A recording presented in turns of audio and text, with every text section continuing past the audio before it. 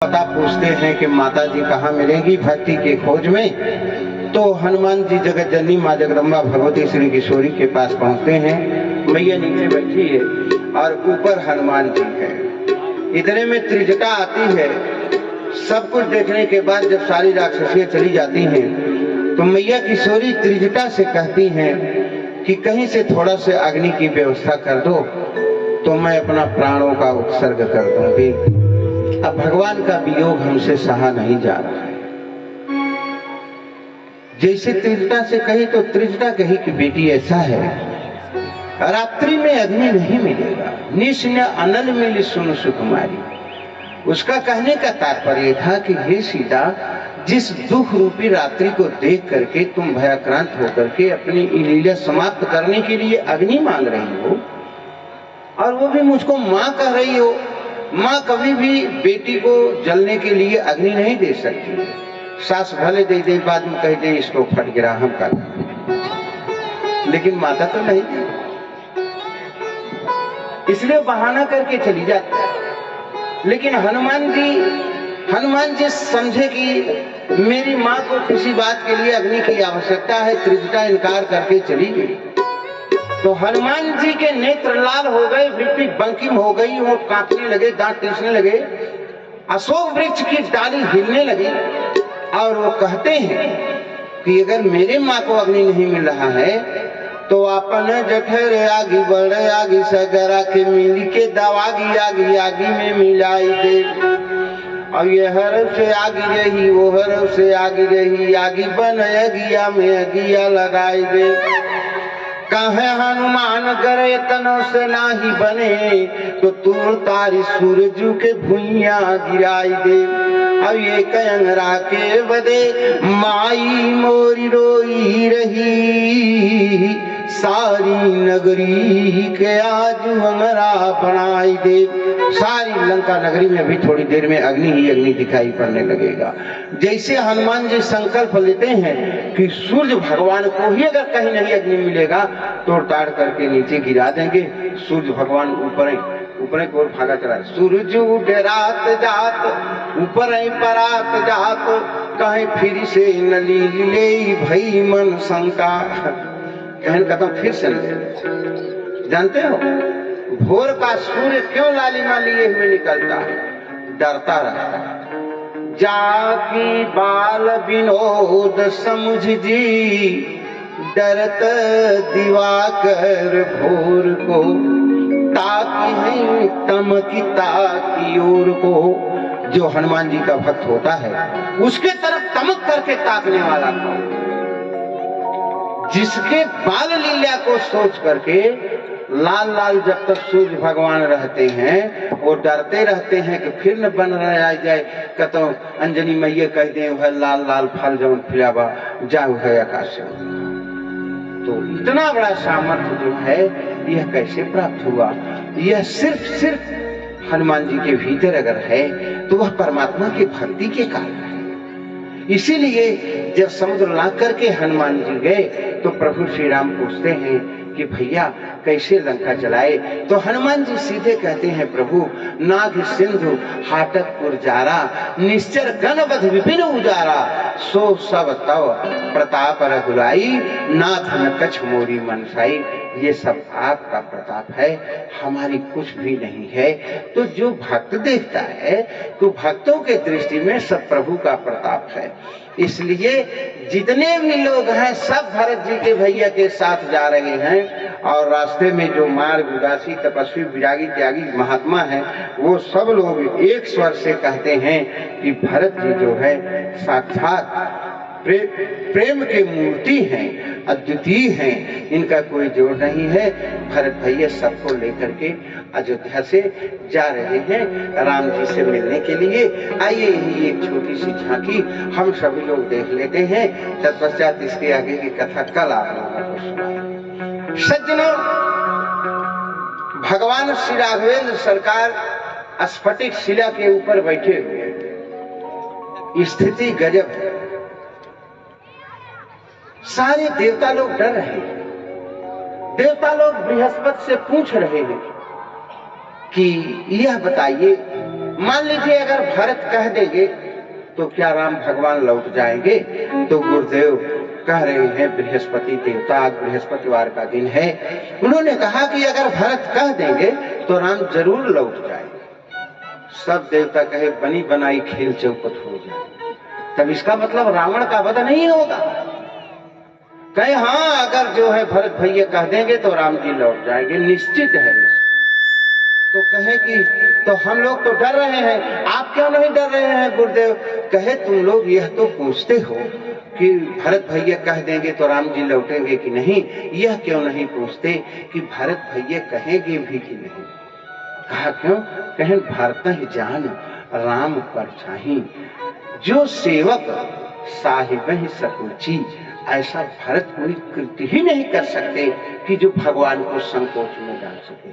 भैया भरत खुद जानते हैं कि भगवान सत्य संकल्प है, उनका संकल्प ही सिरधार है, तो भरत भैया कभी संकल्प नहीं तोड़वाएंगे, वो कहबई नहीं करेंगे। केवल आप लोग आश्वस्त होकर के देखिए, इधर भरत भैया आ रहे हैं, सब लोग जहाँ जहाँ भगवान का चरण पड़ा था वहाँ की धूली उठा करके भरत भैया अपने आंखों में लगा रहे हैं। जहाँ राम जी रात में सोए थे वहाँ पर देखे भरत के आंखों से आंसू गिरने लगे कि भला बताइए मेरी मैया जो पलंग पीठ तज अगोद ही डोरा, असियन दीन पग आवनी कठोरा। तो वही सीता आज जंगल में आई हैं जहाँ प्रभु जी लेटे हैं, बीच में थोड़ा सा धनुष का निशान पड़ा है। इधर जानकी जी लेटी थी, जहाँ जानकी मैया लेटी थी वहाँ सोने के उनके पायल के छोटे छोटे बिंदु टूट करके गिरे हैं। और जैसे भरत देखे, भरत की आंखों से आंसू गिरने लगे। बाबा जी कहते हैं कि कनक बिंदु दो चारिक देखे और आखे असीस सिय समलेखे। उसको उठा करके अपने सिर पर रखते हैं कि मानो मैया का यह हमारे लिए कृपा प्रसाद है। और जैसे भरत जी आ रहे हैं, सारे लोग आ रहे हैं, उसमें एक बाबा भी आ रहे थे। बाबा जैसे राम जी के तरफ से आ रहे, भरत कहे सब लोग तो राम जी के तरफ जा रहे हैं, बाबा आप उधर राम जी के तरफ से यहाँ कैसे लौट करके वापस आ रहे हैं? कहें हम पहले गए थे। कहे गए थे तो क्या हुआ? कहा वहाँ एक बोर्ड पर लिखा हुआ मिला, मुझको लिखा गया है कि भगवान का यह प्रण है कि तजिमद मोह अकपट छलना करम सत्य तेहि साधु समाना। जो अपने जीवन में मद को छोड़ दे, मोह को छोड़ दे, छल को छोड़ दे, कपट को छोड़ दे, प्रभु कहते हैं वही मेरे शरण में आवे। तो तुलसी बाबा कहे जैसे वो चार चीज देखे, अभी तो मेरे भीतर छल भी है, कपट भी है, मोह भी है, तो हम प्रभु के पास कैसे जाएंगे? हम तो लौट पड़े। अरे भरत भैया कहे देख रहे हो इतने लोग भगवान को मनाने चल रहे हैं, इसी भीड़ में तुम भी चले चलो। कौन तुमको पहचानता है कि तुम छल छोड़े हो, कपट छोड़े हो, मोह छोड़े हो कि नहीं? कहे नहीं नहीं, हम प्रभु के पास ऐसे नहीं जा सकते। तुलसी बाबा का साहस नहीं हो रहा था। लेकिन भरत भैया कहे एक बात जानते हो? कहा क्या? कहा तुम नहीं जानते, भगवान खाली बोर्ड में लिखा है। कहा तब? कहें जो मिल गया उसका सारा पाप प्रभु भर लेते हैं, उसे सारे जो है अवगुण से मुक्त कर देते हैं। अंदर की बात कुछ और है, खाली बाहर पोस्टर में लिखा है चलो तो। लेकिन तुलसी तब कहे जब इतने लोग चल रहे हैं तो हम भी चलते हैं। और जब चले, लेकिन थोड़ा थोड़ा संकोच हो रहा था, तो भरत भैया कहे अरे इसी भीड़ में देखो, तुमको क्यों संकोच हो रहा है? इसी में तो कई भी चल रही है। जब देखे तुलसी बाबा कि जहाँ कौशल्या है, सुमित्रा है और कई भी चल रहे हैं, तब तुलसी बाबा के हृदय में थोड़ा सा शांति मिला कि कितना वो अपराधी हम हुए। लेकिन कैकेयी से ज्यादा अपराध थोड़ो भगवान किए थे। तो उनको देख करके इनके मन में साहस हो गया। तो भरत भैया के साथ तुलसी बाबा चलते हैं और भगवान के पास जाते हैं। और जैसे भगवान के पास गए, भगवान जो है और लोगों से गुप्तचर से पता कर रहे हैं कि हमारे भरत भैया कैसे हैं, हमारे भरत भैया कैसे हैं। सज्जनों, यह बात भूलती नहीं। आओ सज्जनों, एक बात बताऊं तुम्हें कि सुजन समाज जिसे काव्य में बहा गया। क्या लिखा? उन्होंने कहा कि रामचंद्र त्रिवेणी में नहाने के लिए खड़े, तो संकल्प समझ जब उनके पढ़ा गया, तो याद आई भरत की। भरत संकल्प में भारत ले आता है ना, याद आई भरत की। भरत खंड सुनते ही गिर पड़े धारा में, नहीं राम से रहा गया। केवल अगर भरत का नाम कोई लेता था तो भगवान अंतःकरण में इतनी करुणा हो जाती थी कि क्या कहा। उस भरत के अंतःकरण को सिर्फ भगवान राम जानते थे। और जैसे आए तो पूछ रहे थे कि भरत के मन की स्थिति कुछ बताओ।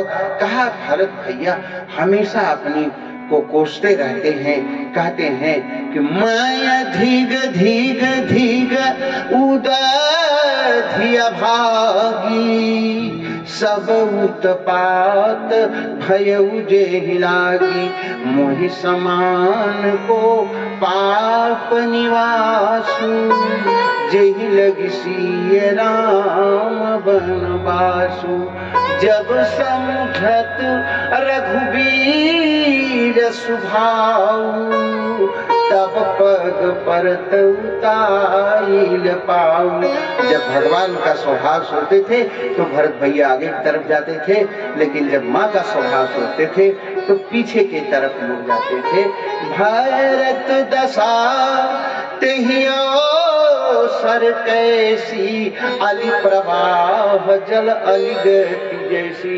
जैसे आप पानी के भौरे के देखे हो, एक बार इधर एक बार उधर, वैसे भरत भैया चले जा रहे हैं। जैसे प्रभु के पास पहुंचे, नेत्र सजल हो गए। पाहि नाथ कहीं पाहि गोसाई, भूतल परे लकुट की नाई। जैसे भरत भैया गिरे, भगवान राम जान रहे हैं कि भरत चार चीज को छोड़ करके आए थे। क्या चार छोड़े थे? जब प्रयाग में पहुंचे तो उन्होंने कहा अर्थन धर्मन काम रुचि, गति न चहु निर्वाण, जन्म जन्म रति राम पद यह वरदान नयान। न अर्थ चाहिए, न धर्म, न काम, न मोक्ष, हमें कुछ नहीं चाहिए। चार चीज अगर भरत छोड़े थे तो भगवान भी जब मिलने के लिए उठे तो चार चीज छोड़ देते। उठे राम सुनि प्रेम धीरा, कहूँ पद कहीं अपना वस्त्र पीताम्बर हटा दिए कि भरत भैया को हृदय से नहीं लगा पाऊंगा, और निसंग अपना तरकस और धनुष और तीर, ये चार चीज भगवान कहूँ कट कहूँ निसंग धर तीरा, भरत के पास दौड़ पड़े। और जैसे दौड़े तैसे कहे भैया भरत तुम इतने ग्लानि क्यों कर रहे? कहे प्रभु हमारे जैसा कोई पापी नहीं है। तो कहे भरत हमारे विचार से तुम्हारे जैसा पुण्यात्मा कोई नहीं, क्योंकि तीन काल त्रिभुवन मत मोरे, अपुण्य सिलोक तात तर तोरे।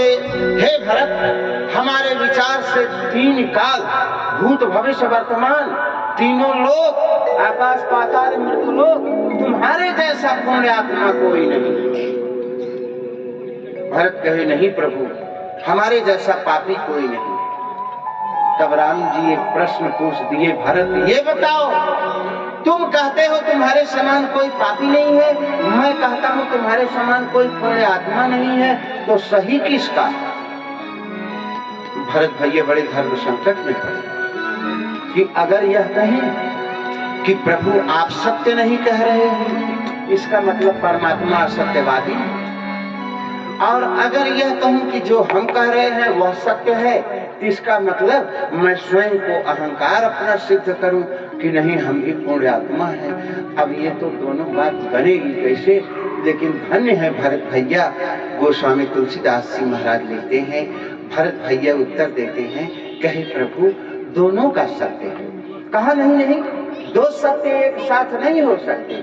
कहे प्रभु एक सत्य जो है वह अनुभूति का सत्य होता है, और एक सत्य जो होता है वो दृष्टि सापेक्ष सत्य होता है। तो आपकी दृष्टि ही ऐसी है, जो भरत को पूर्ण आत्मा कह रहे हैं, आप सब में गुण ही देखते हैं, यह आपके दृष्टि का सापेक्ष सत्य है।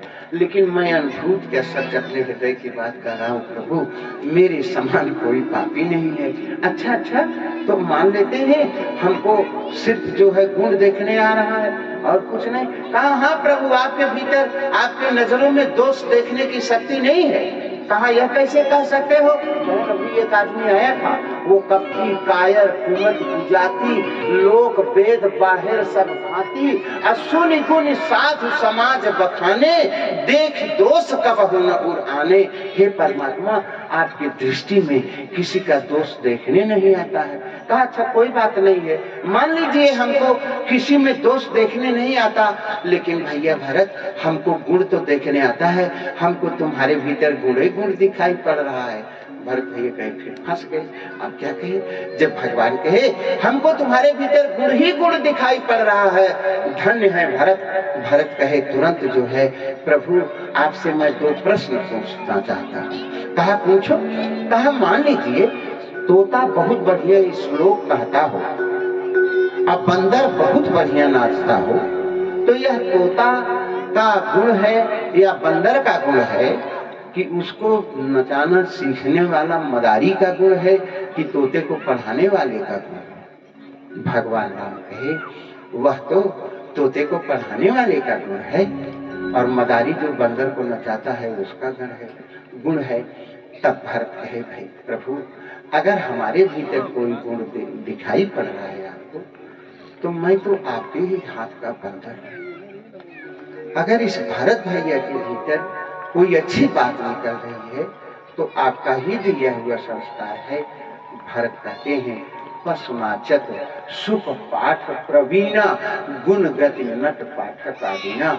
हे परमात्मा, अगर भरत के भीतर कोई गुण दिखाई पड़ रहा है तो सारा गुण वह आपका ही है, आप ही श्रेष्ठ हैं। यही भारत की अंतःकरण से निकला हुआ विनम्रता एक विचित्र रत्न है, जो परमात्मा को सर्वस्व देने के लिए तैयार है। मेरे प्यारे, आइए इसी भाव से भरा हुआ एक भजन सुनाएंगे, तत्पश्चात आरती के बाद प्रसाद करके समय हो गया, थोड़ा सा बिजली व्यवधान बने, लेकिन कोई बात नहीं है। जरा प्रेम से सभी लोगों को बोलना है भैया, क्योंकि देखो भरत एक संत है, उनका मंथन हुआ तो अपरिमेय आध्यात्मिक गुण हमारे आपके भीतर है। जैसे हनुमान जी एक संत है, उनका जब भी आप मंथन करेंगे अनेकानेक गुण आपको मिलेगा। मेरे भैया इसलिए कहते हैं कि बंदौ, तुलसी बाबा ने लिखा, बंदौ संत समान चित, हित अनहित नहीं कोई। संत का न कोई हित है न कोई अहित करना। कहा कैसे? कहा अंजिल गति शुभ सुमन जिनी, सम सुगंध कर दोई।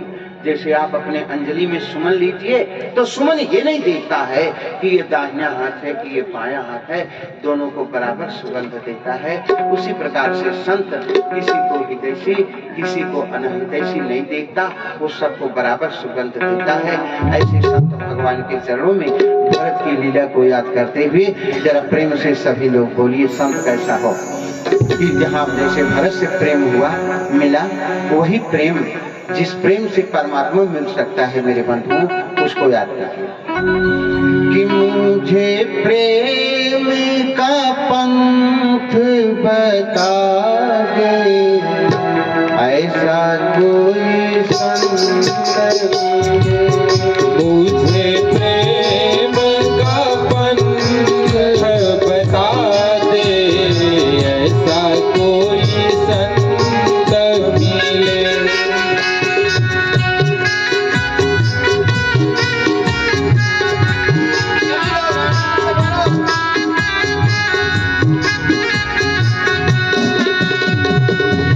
भटक रहा था कब से जग में, इस माया के भव बंधन में। भटक रहा था कब से जग में, इस माया के भव बंधन में। गमन जाते, ऐसा कोई संत मिले। मेरा गमन मिटा दे, ऐसा कोई संत मिले।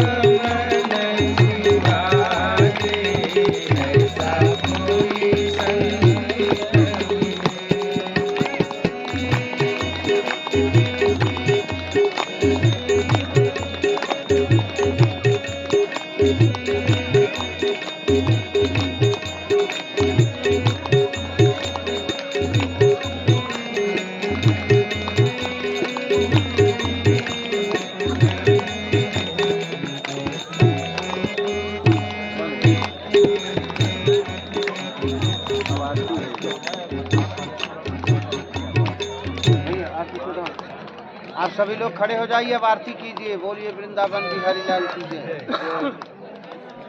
आरती।